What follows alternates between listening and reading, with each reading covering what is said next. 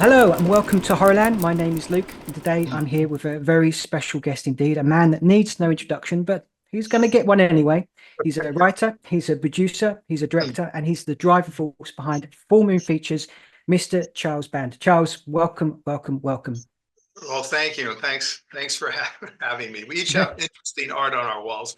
Yours is more Yeah. current. I've got some old turn of the century posters Oh, and I've got some old ones too. On this side here, I've got a couple of old okay, I Hammer see it. horror films. The best.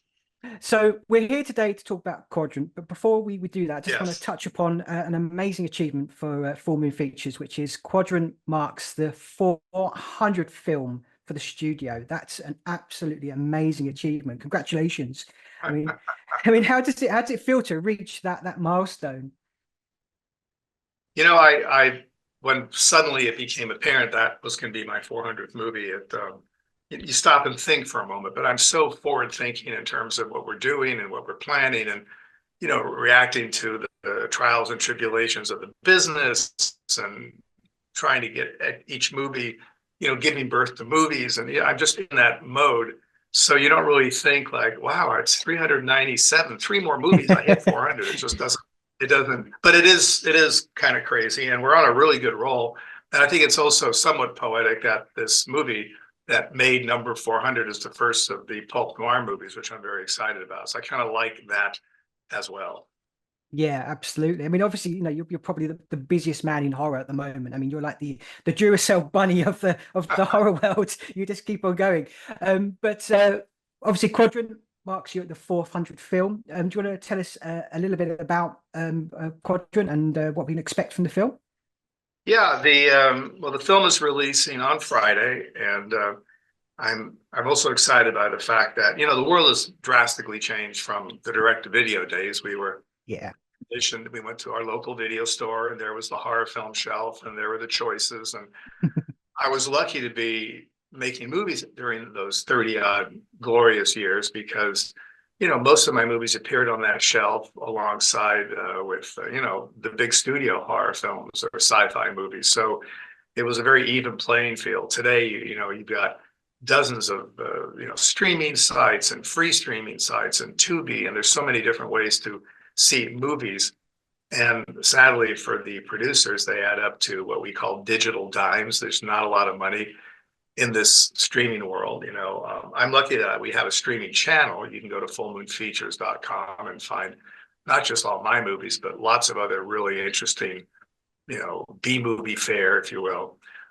So what I decided to do with Quadrant and Pulp Noir is normally the way these movies are released in the last 4 or 5 years for big movies too, unless it's a huge film and it goes out theatrically. But if it premieres somehow on your TV, first it's on streaming.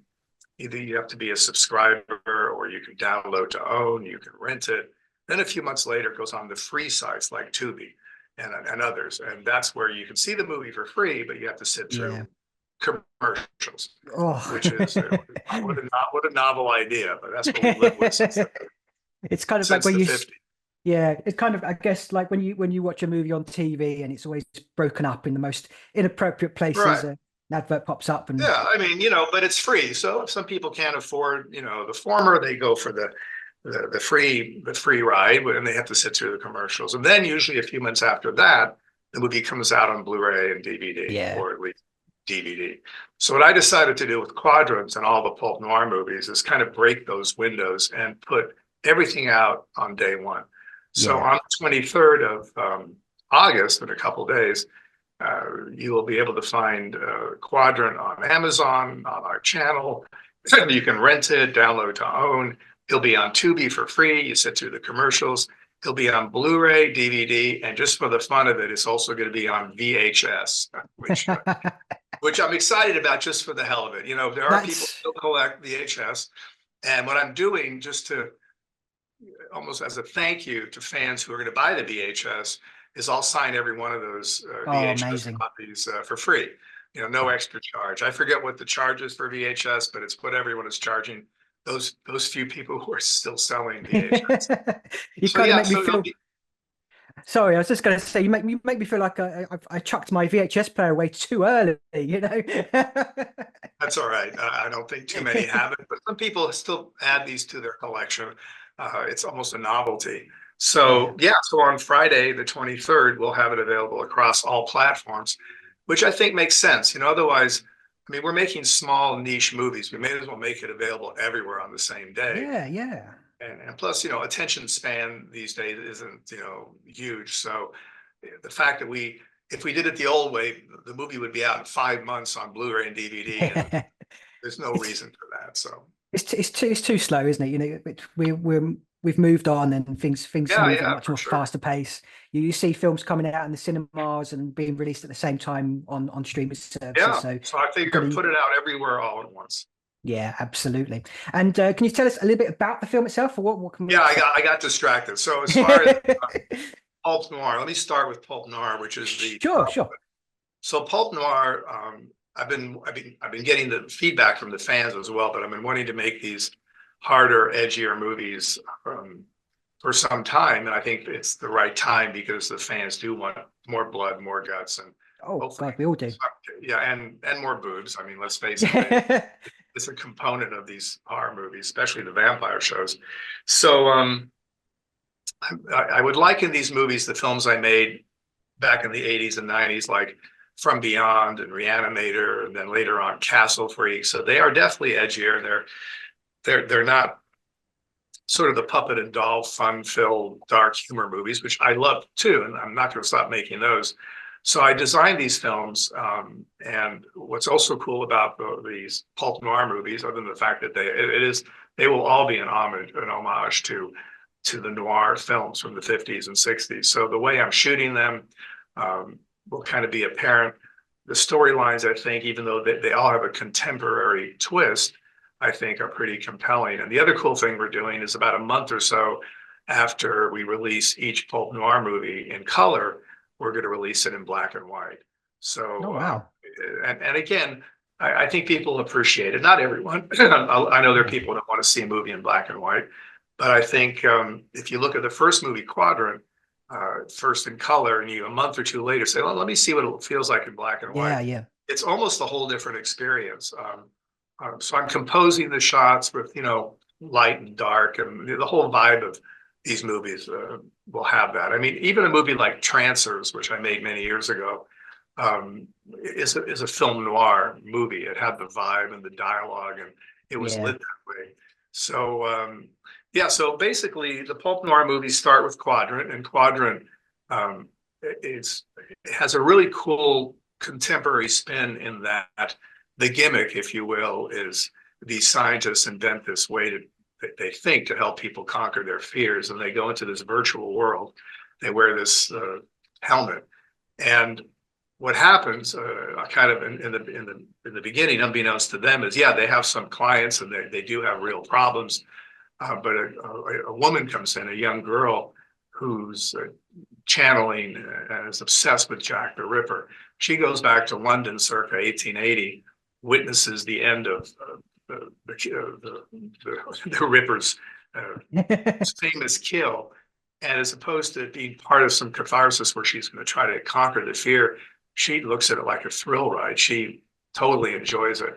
And that crosses over into the real world. And shortly thereafter, without spoiling the whole movie, in the real world, she starts killing victims. So it's about a female serial killer who channels Jack the Ripper. That's amazing. And was I mean, is Jack the Ripper something that you've always been interested to visit? Because you don't see too many Jack the Ripper films, do you?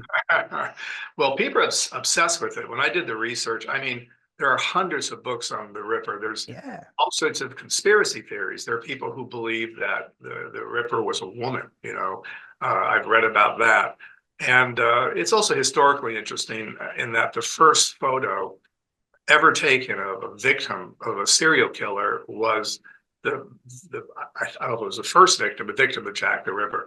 And we actually used that photo and tricked it out. So in the beginning of our movie, when she comes into this weird kind of black and white environment, she looks and sees this victim all bludgeoned. So Oh, it's interesting the way the stories go. Yeah, it's not like what people talk about too much, but yeah. I think it was time for a female serial killer movie. And Well, I think the quadrant gimmick, the helmet, and the way we treated the virtual world is pretty cool. For again, it's a small movie, and we most of the movie takes place in the real world. You're not in that yeah. virtual world too long, but yeah. So I'm real happy with Quadrant. And I mean, how did the writing process go? Because obviously you've brought back Courtney Joyner, which you've Yeah, worked with for many years. You know, for Puppetmaster films, Trances films, Dr. Moreau's House of Pain.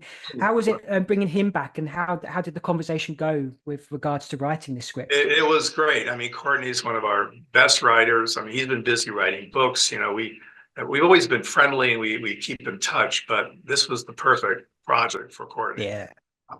And he's actually writing the third Pulp Noir movie Oh, right now, which I'm cool. happy about. So, it was great. He wrote a terrific script. He had a real good feel for the material. And yeah, so Courtney wrote movies for me like Puppetmaster 3 and Lurking Fear and Trancers 3. And, we go back a lot of years.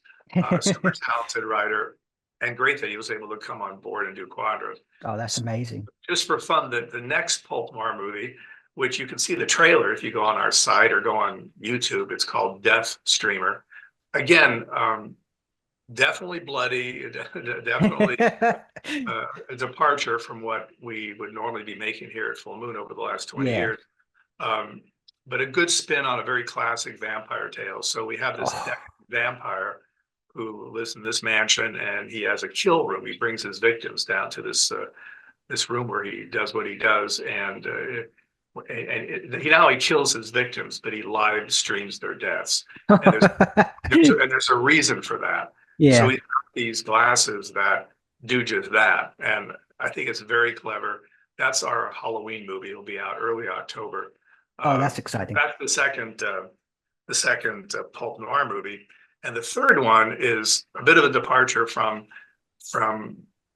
any kind of a gimmick movie that has some sort of modern day um, artifact that maybe people go, oh, okay, streaming or virtual reality.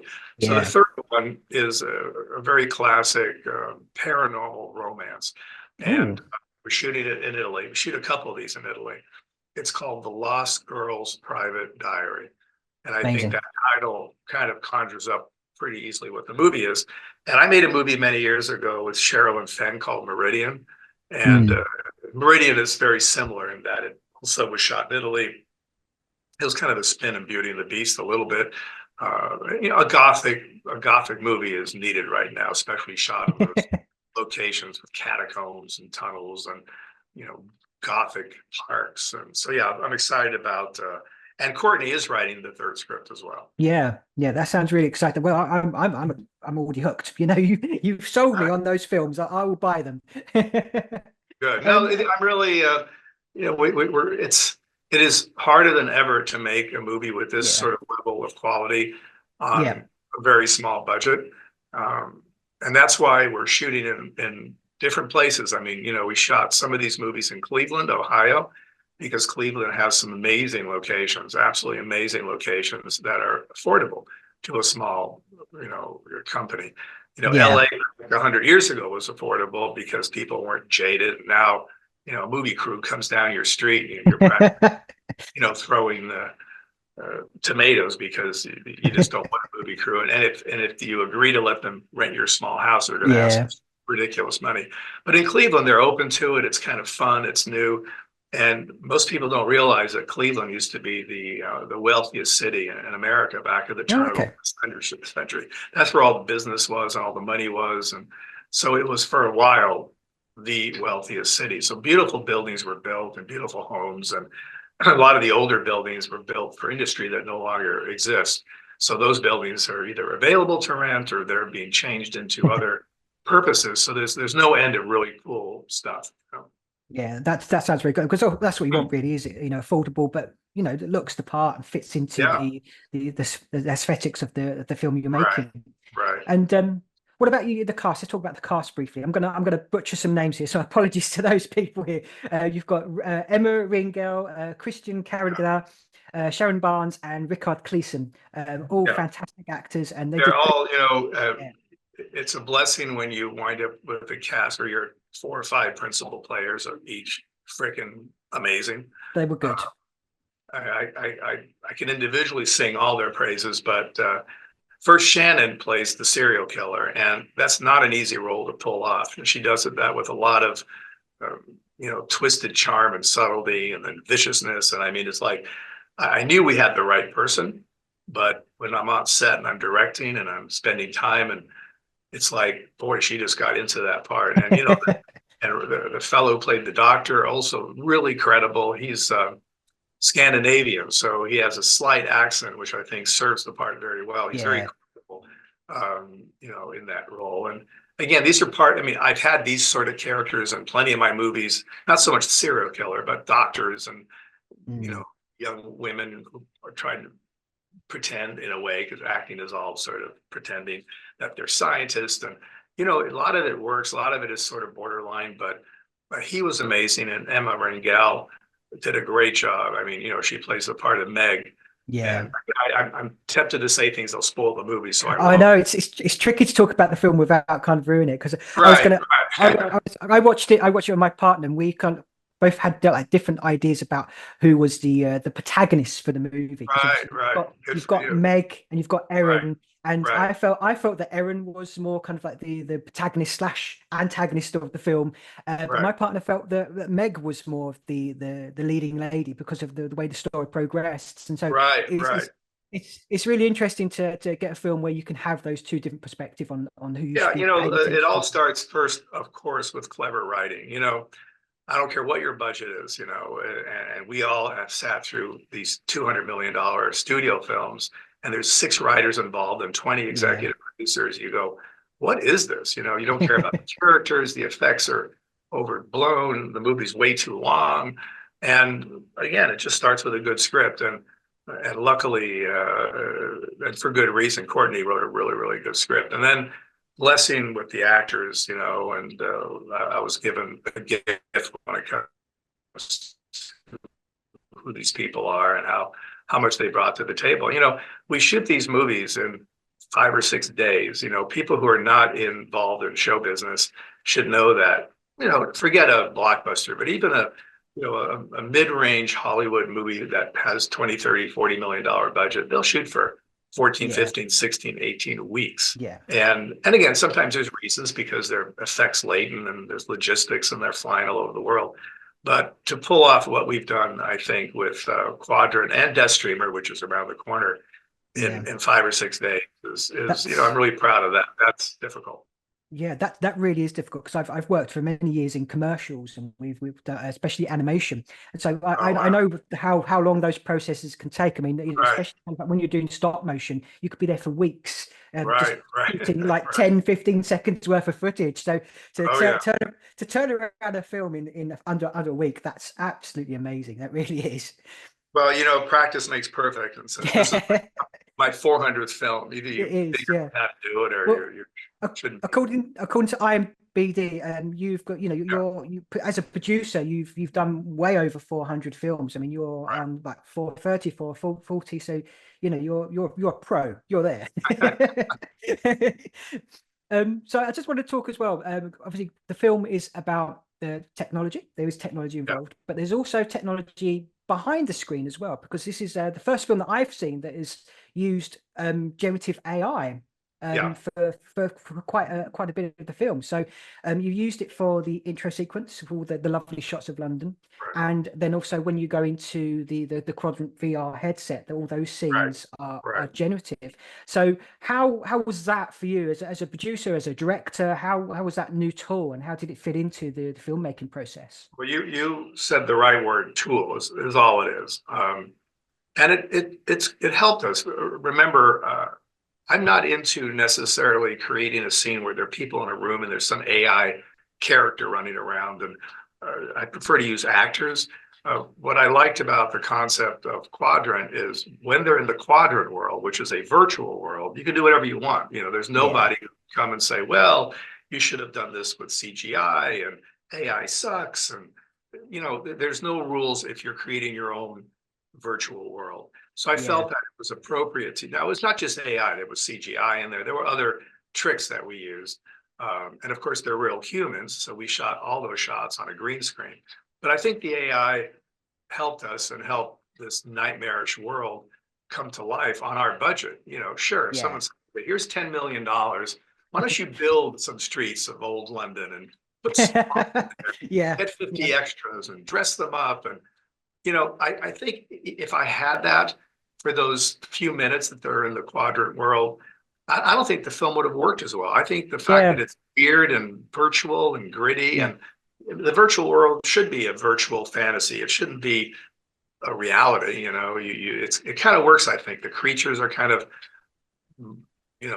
interesting looking. I think London comes off well as again, this is a virtual world. So, I mean, for those who hate AI and AI is going to end the world, I say, okay, well, that's your opinion. I think AI is just a tool, and check out Quadrant and see how we used it only in the virtual world. I mean, the movie's 74 minutes long. I think we're only in the virtual world 4 or 5 minutes. So the bulk of the movie is in the real world with real humans who are experiencing this alternative reality. Well, I think you used it in the correct medium. I think it was done very well. And the nature of generative AI is the fact that sometimes it does look a bit odd, but the fact that you set it within this virtual world, right? Well, that's it. Yeah, exactly. I think so. And I should say before we're out of time that I created a program. I should say Full Moon created a program on Patreon where you can sign up and be part of the production of these movies, depending on your pocketbook, as little as a few dollars every month. But I'll talk for 1 minute about the best tier of all, which is $250. It's a lot of money. And of course, it's called the Head of the Family tier, which is one of my favorite movies that I made. And in that tier, you not only get all sorts of stuff that you would normally get and free stuff and $100 gift card every month. What's cool about it is, you get an executive producer credit on every Pulp Noir movie, as long as you stick around. And that's a real credit, not a gimmick. I mean, you'll be on IMDb. It's a real executive producer credit. So if you saw the movie Quadrant and you noticed after the movie's over, there's a lot of executive producers, maybe 30. Those are the head of the family people. So that's a cool thing. But the best part of what I'm able to do is when I'm on set, one of the things I do is on my iPhone, I'll record every shot or most shots, not what the camera sees, because obviously we have that on digital, but I'll kind of record what I'm seeing. So I'm in my director's chair. Once I set the shot up, I'll see on the left of the frame, I'll see what the camera's seeing, a monitor. And then on the right usually is the actual actors doing the scene. And I did that for years just as a point of reference, just so I could look at it and go, oh, that's cool. I see that. Or come back, let's do this. And maybe you should move over there. There's always humor on these sets because people mess up. The blood squirts the wrong way. And the movie looks silly or whatever it is. But then I realized with this Patreon program, I can do those shots. And when they're really amusing and fun, I can push one button and in real time, every member gets it from set. Amazing. It's not later and edited. It's just boom. And so I started doing that on Quadrant, and the Patreon guys just love it. And they say more and more and more. So I did it on Death Streamer, and we've really maintained quite a group of head of the family. But even if it's $5 or $10, you can get a lot of cool stuff, and it helps support one of the few companies left that are still making. So check it out. You go to Full Moon, Pulp Noir on Patreon. We'll add a link in the bottom of this video so that people can click on that straight away. And Full Moon features. We have our site is available all over the world. Just go to fullmoonfeatures.com. We have endless amount of really fun weirdo movies. Brilliant, absolutely brilliant. Well, look, Charles, thank you so much for spending time with us today. Quadrant out August 23rd, Amazon Prime, Full Moon Features, Tubi, and VHS. VHS, man, I'll sign all the VHS. Even if you don't have a machine, you can pull it out and show young kids when they come in, boys or girls, they'll say, what is that? And they'll have no idea. I've had that experience. They don't even know what a video store is. If you're 7 years old, ask someone 7, 8, 9 what a video store is. They go, some people have said to me, I think that's a library where old people went to see movies. I've had those sort of, so get the VHS just for the hell of it. Yeah, absolutely. Just even if it's just to confuse a few Yeah. millennials. All right. Well, Well, good talking to you. You know yeah, your lovely. stuff, and I love all the art. So well done. Oh, thank you very much. Well, I hope to speak to you real soon. For Okay. sure. And watch the movie, dudes. Oh, yeah, absolutely. Okay. Definitely watch the movies. All Thank you so right. much, Charles. Take Goodbye. care. Bye. Bye-bye.